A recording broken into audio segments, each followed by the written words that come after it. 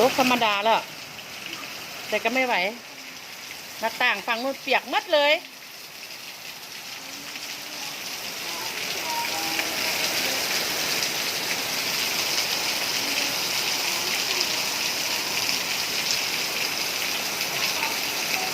เปียกหมดเลยหน้าต่าง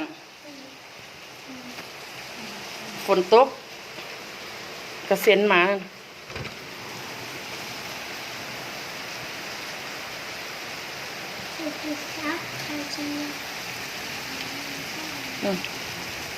ไหนดูสิ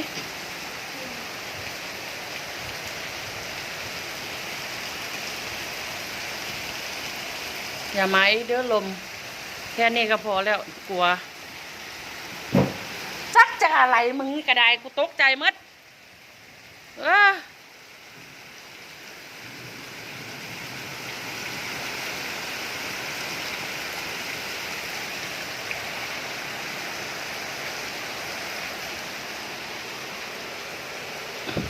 ปิดหน้าต่างคืนฟ้าแลบ